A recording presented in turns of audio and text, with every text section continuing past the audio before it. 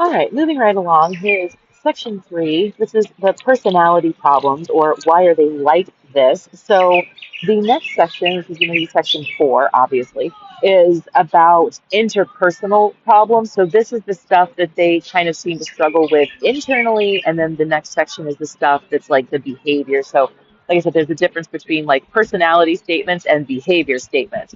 So these are the personality issues. Next section, then the next part is the behavioral issues, and then we will be complete. All right. So, but there's quite a bit of juice to squeeze, as it were. So this is just the introduction for this section and chapter 5. So as you see, I've highlighted where we're at as far as the diagnostic criteria and the actual DSM.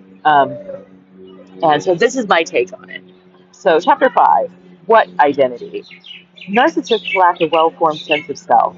I would go so far as to say that narcissistic individuals don't even develop a personality. They depend on others for regulating where they fit into the world because they don't understand themselves in terms of aesthetic, subjective values. To themselves, meaning values as opposed to values in the sense of qualities, not values in the sense of like moral opinions, right? Okay, so just wanted to clarify that. To themselves, they are just another object in the realm of existence. They need to bounce their impression of objects, including themselves, off of other people. It's as if in order to see themselves, they need the world to mirror them.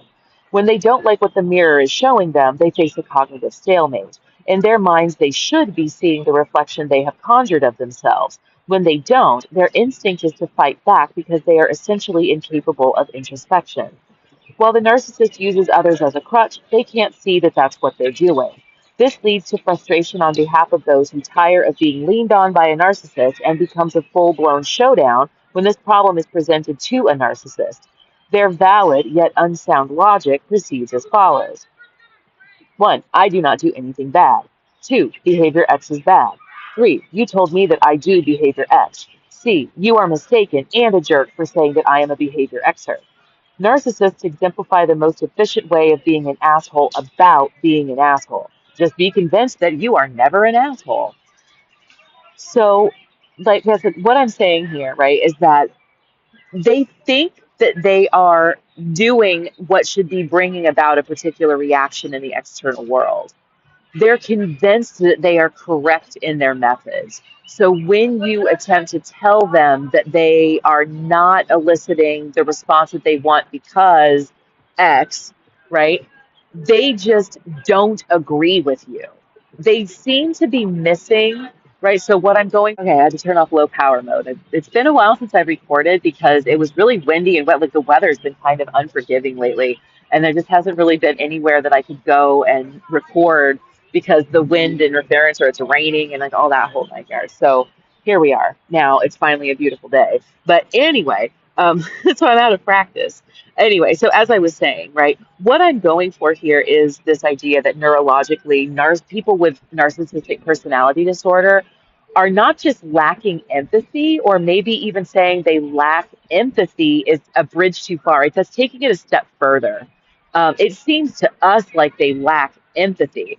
They might actually just completely lack the ability to appropriately self-scrutinize. So like if you were confident that,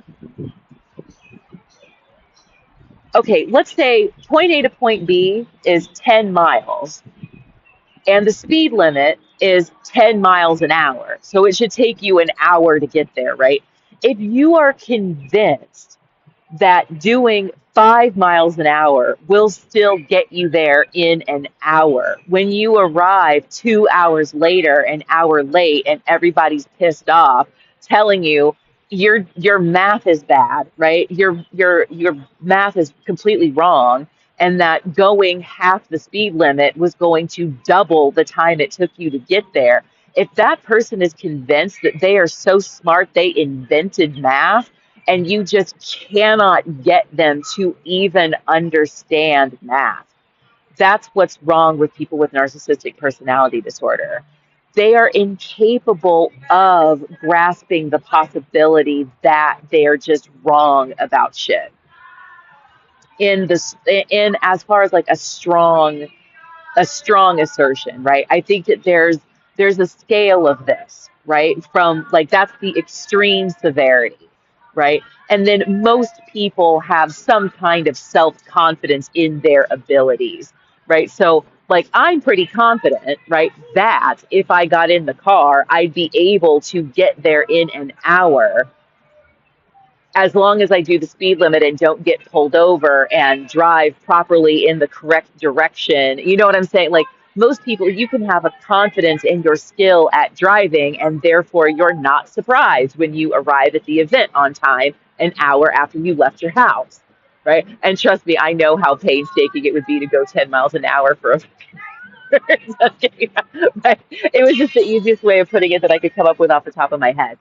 But that's that's what I'm going for here, right? It's kind of this idea that what they're not capable. But here's the confounding thing, though. A different part of our brains, because this would be something we all kind of share, right? A different part of our brains actually regulates the confidence in that belief.